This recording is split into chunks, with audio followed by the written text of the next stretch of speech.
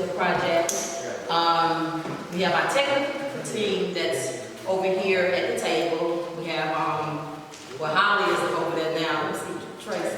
Oh, Tracy is on the camera. We have Commander Jenkins, who's with AJA.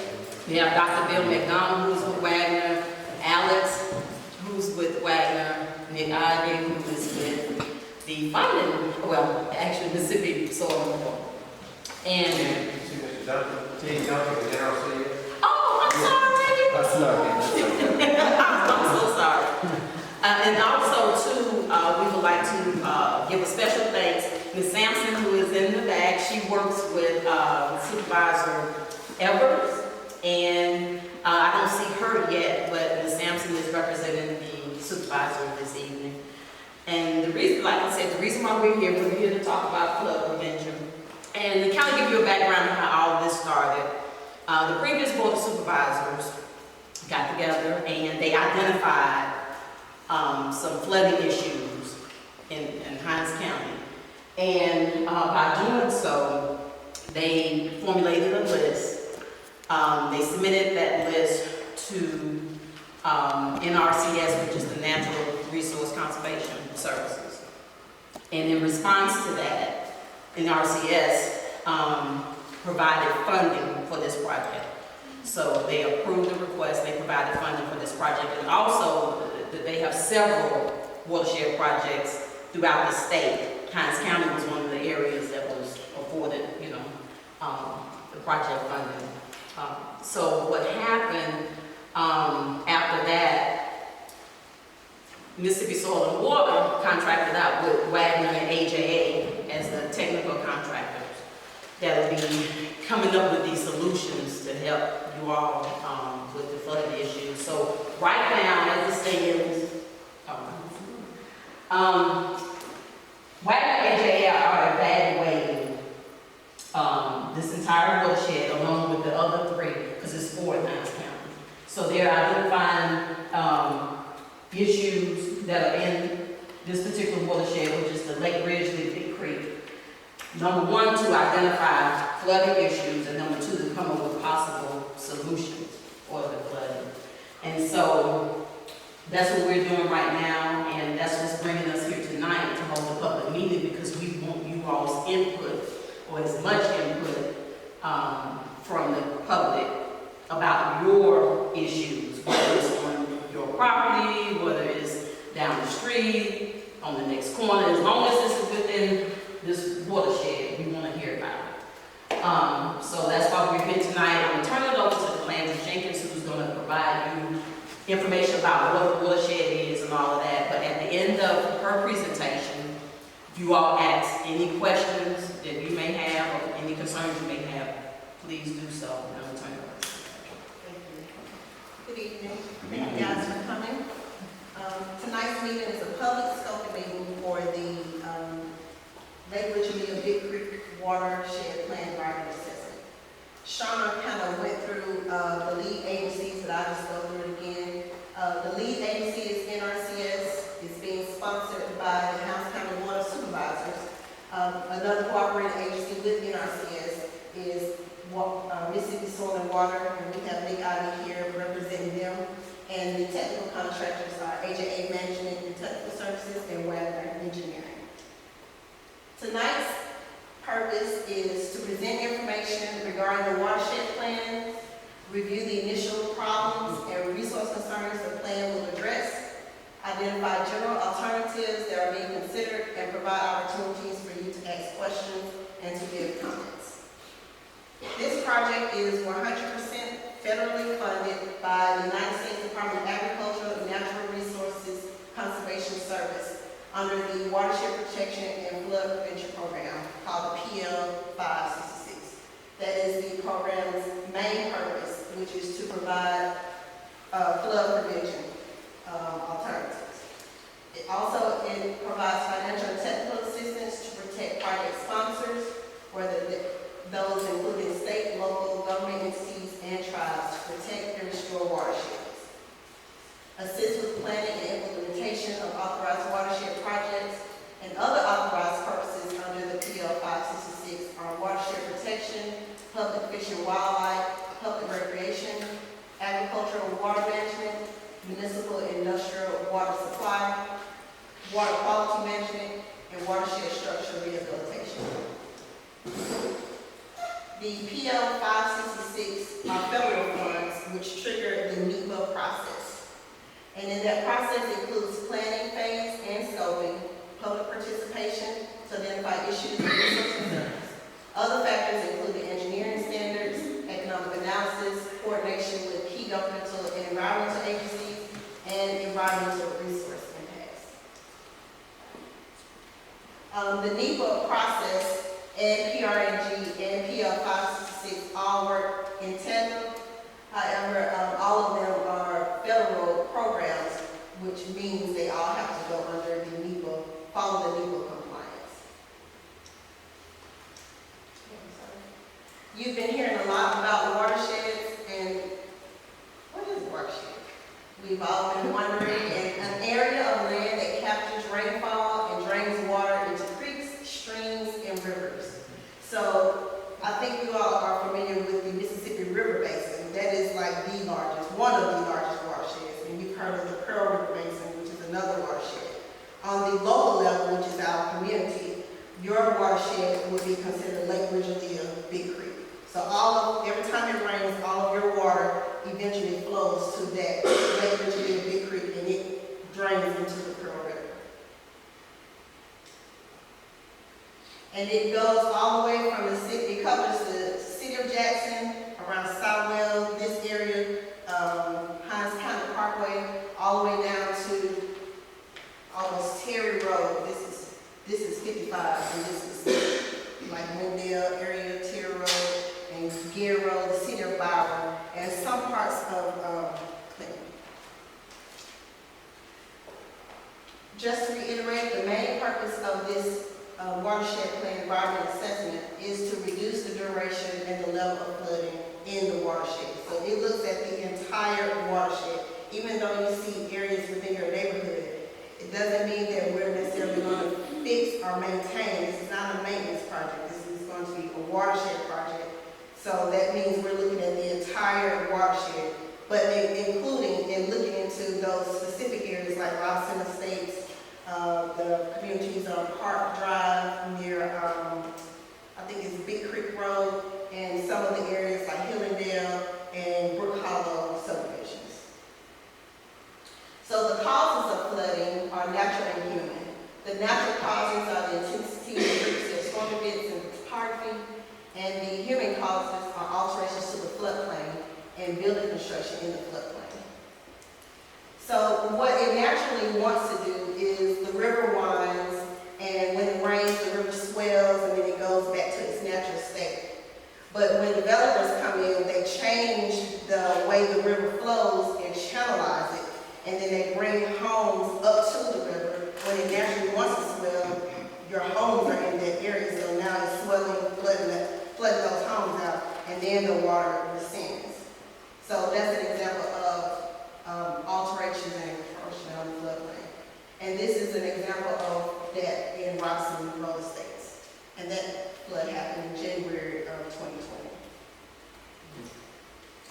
So some of the possible solutions to reducing flooding are reduce the flood water would be structural solutions. Dams or reservoirs or detention or retention ponds. To remove the water faster, you can use upgrades to existing conditions, channel stabilization, channel widening or straightening, or you can remove the risks, which are property buyouts, relocation, floodplain restoration, and flood proofing. So the no action alternative is our baseline. That's doing a current assessment of what it is now. Where's the water going? Where's the water coming from? What is it flooding? What's the baseline currently? And the no action is not doing anything. A non-structural action would be buyouts or easements, relocations, policy changes, things that don't actually require a structure. A structural alternative would be channel improvements, dams, reservoirs, levees, berms, grass waterways, and draining infrastructure. Now, the watershed plan process is a three-part process. The beginning of the process is where we are now, which includes basically a report. And the report involves coming up with a purpose and need, evaluating the current assessment, conducting these public scoping meetings to get your input as to where things are happening. We finally finished the plan, the report. We send it off to NRCS and they do a evaluation report and they approve, and then they come back and they tell us, okay, now you can go move to the design phase. And the design phase is those alternatives that we came up with. We're actually designing what that would look like. And then you actually move to the construction phase when we'll be building whatever it is that we have designed. Another thing I wanted to point out, this is one of 2 meetings that we will have. The second meeting will be an alternatives meeting when we come back and inform you of what we found. And based on what we found, we'll let you guys know, you can weigh in on it, and then we'll move to the design and construction phase. So what can you do? What you can do is I gave you, each of you received a natural resource concern form when you came in. We can go over that form if you like, because I know some of those, Let me get you one. or some of those terminologies you might not understand. Bill, you should come over and explain some of these. So far, do you all have any questions? Yes, ma'am. Is there an estimated timeframe between now and the next meeting, like how long between? We are in the very infancy stages of gathering information. What, 2 or 3 months will be before we get to the next stage for the alternatives. Yes, I know Nick Ivey, this is the Water Conservation Commission is here, but I know he's got to leave. I know before you want to say anything before you leave. Well, I'll just say we appreciate y'all being here. One of the big things about these public meetings is, you know, we can.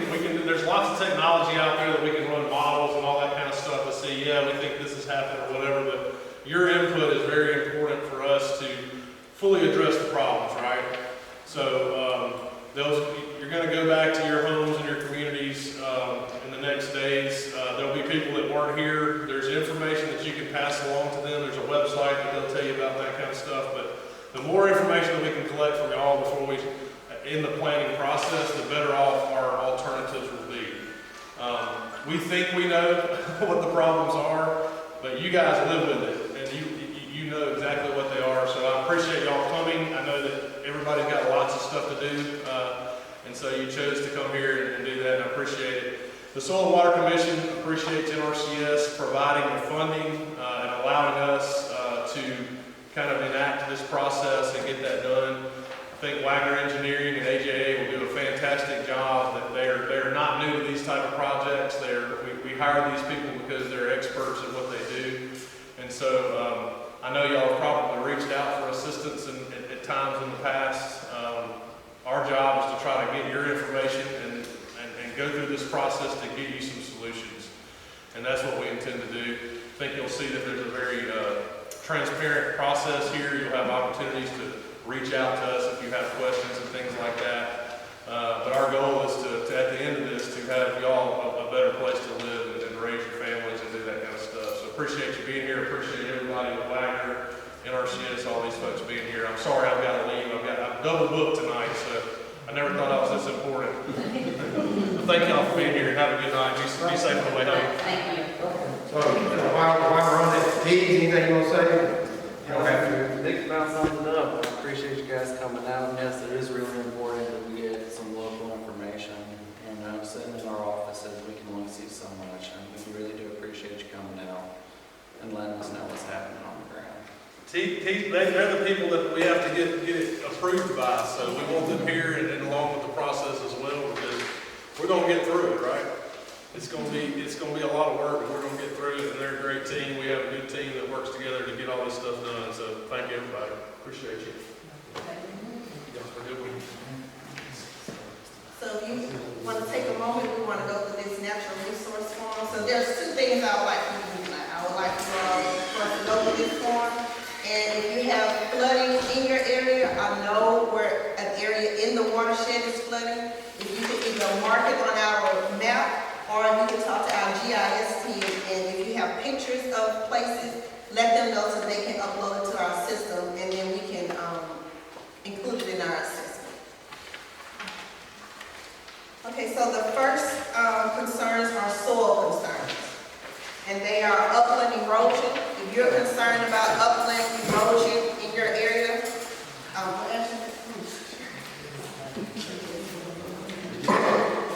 You can also scan that QR code and upload it, fill this out digitally if you prefer.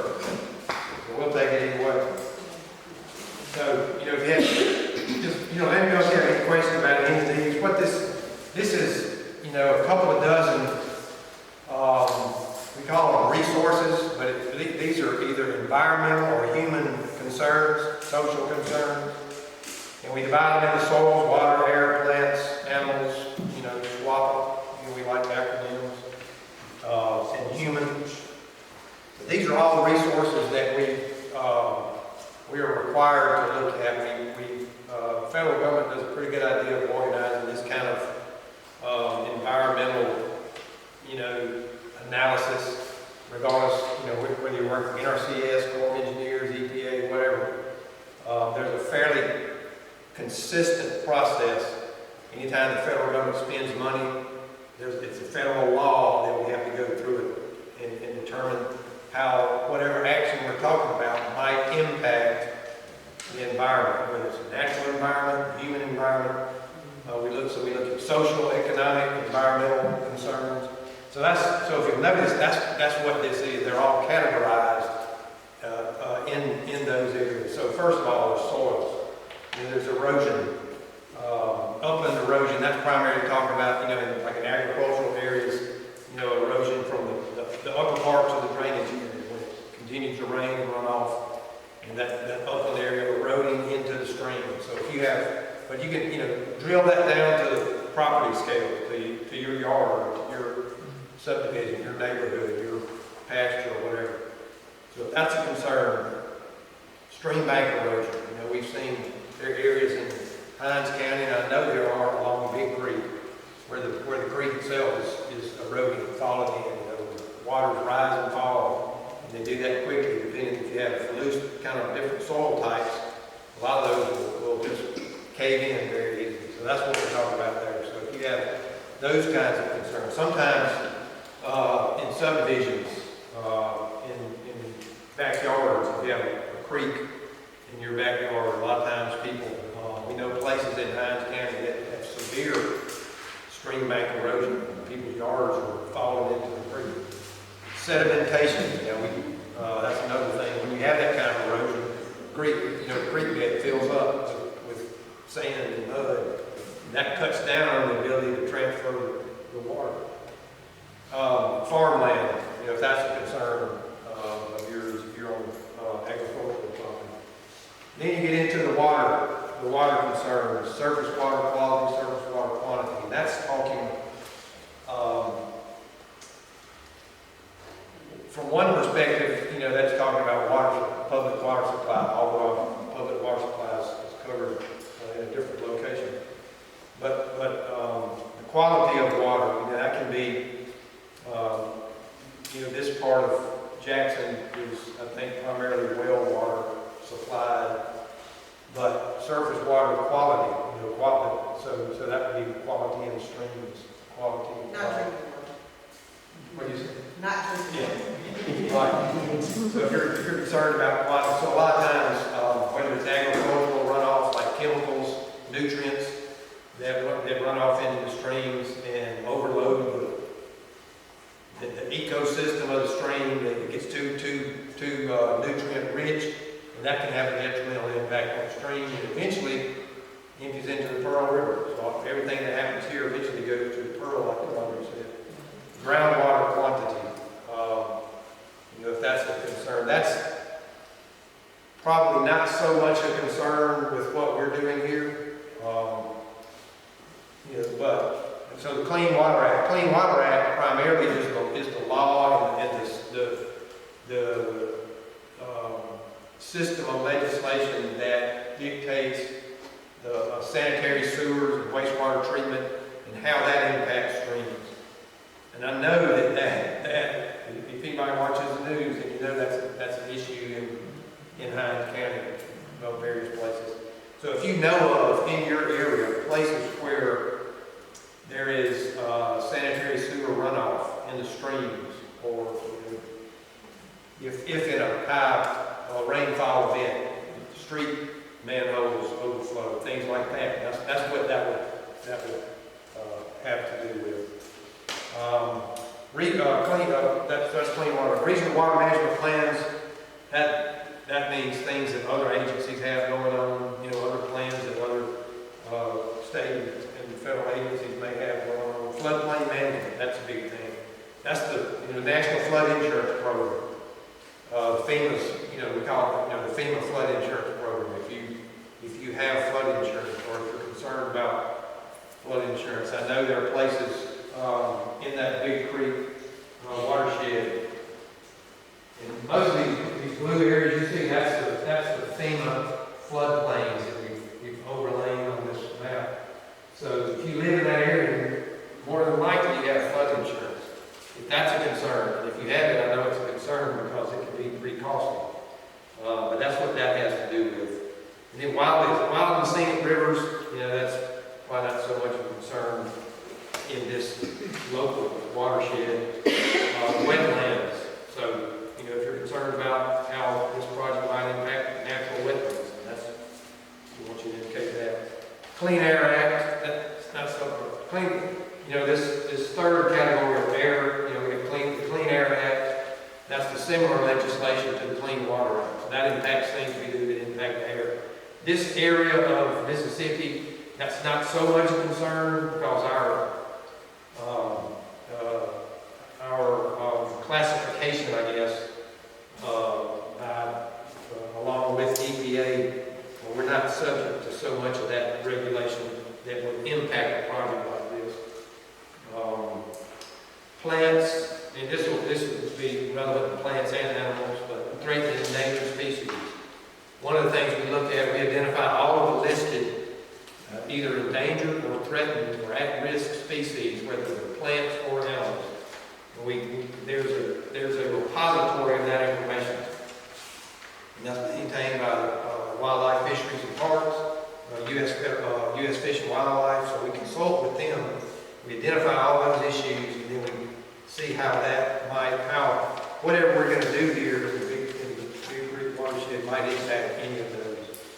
If you know of any of those kinds of concerns, feel free to mark that. Invasive species, riparian areas, that's basically the areas along the creeks, riparian areas, river areas, creek areas. So if you're concerned about preserving or maintaining the areas along the creek beds, to prevent overdevelopment, that might impact those creeks. That's what that has to do with. And again, getting down into the animals, fish and wildlife habitat, again, threatened and endangered species. If you've seen any bald eagles in your area, make a note of that. And then the last category is human and social. These are things that impact our quality of life directly. Flood damages, that's, if you have experienced flood damages or know of flood damages in your locale, in your area, that's what we've set this up for, this table. If you can come and share your address, we can plug you into there, and we'll bring your property up, and then we can enter your concerns. You can also do that, I think you can do that on the website. There is a website. Is it on there somewhere? Is that it? Well, if you scan the QR code, it'll take you to the website. You can, and not just tonight, but anytime. You scan that code, you can upload any concerns, any comments to that website. It's also on your handout. What? QR code on the website. Then other things like cost. This project is 100% federally funded. So whatever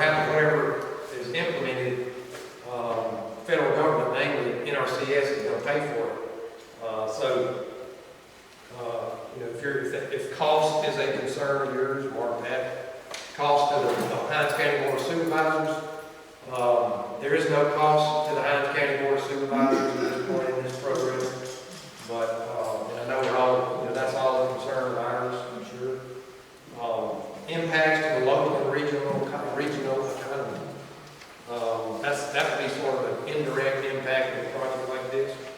Because flooding causes property damage, but it also inundates the roads and makes it difficult for people to get to work. So it impacts production and the local economy. It can impact, if you can't get to the places you need to buy goods and services. It can impact emergency services. So all those are kind of things covered here. So if you have any of these concerns, if you know of historic properties, that's another thing we look at. We work with archives and history to make sure we're aware of and we're not impacting either currently listed historical properties or cultural resources or potential. When it gets to the point we've identified something, we're going to go out and build something in a location, and we'll go out there and actually do shovel tests and dig and look at the local level to see if there are resources that haven't ever been discovered in the past. Environmental justice, that's a concern that we have to look at. And here's the potable water supply that we mentioned earlier. That's not so much of an issue here because this part of Hinds is pretty much on the well water. Public health and safety, that's ultimately the number one priority of any of this is public welfare. So, but if you're aware of issues that impact public health and safety, if you're aware of, for instance, Wanda showed some images from, I think, 2020, but if you're aware of any flood events where local roads have been impassable and it's been difficult or impossible for emergency services to reach you, that's a public health and safety concern. And then recreation, scenic beauty and parklands, that's a concern. If you want to make sure that if that's important to preserve those kinds of areas, mark that. Because again, we want to make sure that whatever we do, that we don't take away opportunities to develop public properties, recreational properties, that kind of thing. And then there's always the catch-all, the other. So if there's anything else that you're concerned about that's not covered, please share that with us. And again, you can do that with pen and pencil, or you can do that with the QR code, with the website, a number of ways. And then we have an email address. At any time, you can send us concerns, comments, questions. They come directly to me.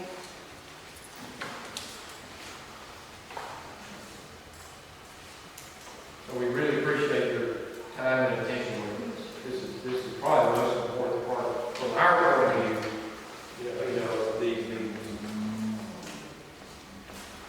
Do y'all have any questions?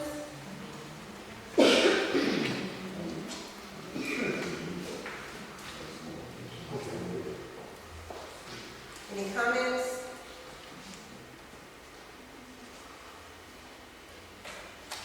None? Well, I would just like to say that Marcus officer, I live not far from here on Smallwood Street. So I have experience flooding, but it's good that you all take the time to look into the communities and see what issues that we're having. They're complaining about their neighborhoods flooding. We want to know all of that. Because sometimes everything isn't captured or documented in some type of assessment. Yes, sir. We've been dealing with this since 2013, and we went to county supervisors, looking for soil conservation, and we still have issues. So I do have more pictures and share with you.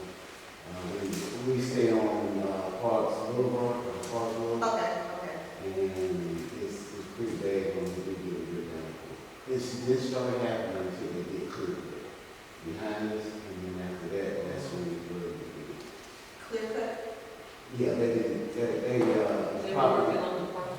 Oh, the Hinds property? Yeah, they clear all the trees back there with a lot of trees in the creek. And that's good. Oh,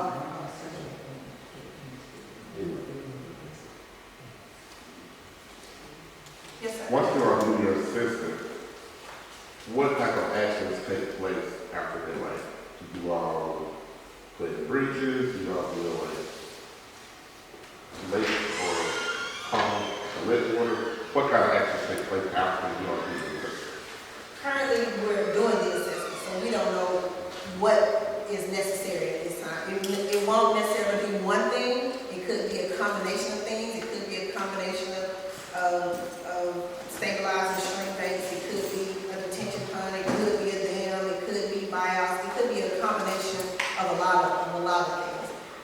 We don't even know where all the water is coming from. We don't know if it's separate. We don't know if it's connected. We are in the very infancy stage. But like I said, we'll hold another meeting to let you know what we found and what we think the best solutions to the problems are.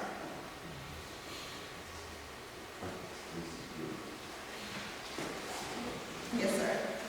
James Davis, this little lake that you have behind you, are you familiar with that? Well, either way, that's there.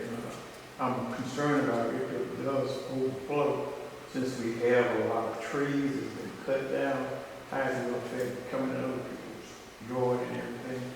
And, if y'all would make an assessment on that, is that gonna be involved in it? Because that's gonna affect everybody in this area. You'll get overflow because there's a lot of trees that just been cut down, and that's gonna affect the drainage and everything else. We will take it into consideration. It's definitely a part of the assessment. But right now, we don't know if there's something that needs to be touched right now or not.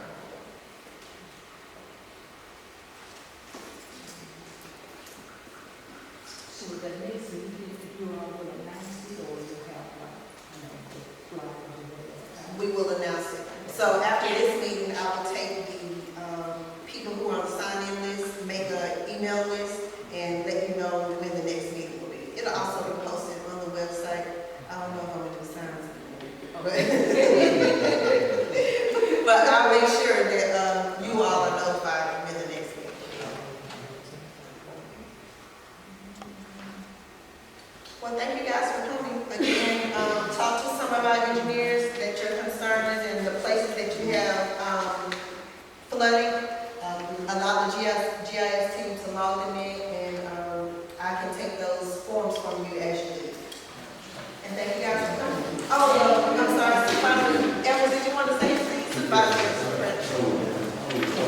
Excuse me, one more. Supervisor Evers is here, and I will give her opportunity.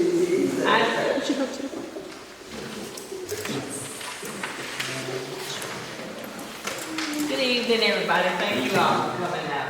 We've been working with Black Engineer on this project, and when they get ready to do the second meeting, we going to do phase 2, which is a text.gov. Mr. Kane will send out community text, and you'll get it on your phone. So that'll keep you from printing up signs. So there'll be no, because everybody read their texts, I hope. But we will be announcing it over there, and we will let you all know when the next one is, if you all, yeah. So we've been working with them, and we're gonna get this flooding situation settled. It's not gonna be in a day, but long as they're coming out to help our communities, that's a start. Thank you. And we were in a neighborhood off Parks Road today too, Yeah. so we're gonna share pictures from that area, really bad out there, so we'll share pictures. Yeah, it really is. We've got to help Parks Road. What? I told him, I said, well, he's the communications, say something, I'm sure people are familiar with it. He said, this your thing? Well, thank you guys for coming. Y'all have a good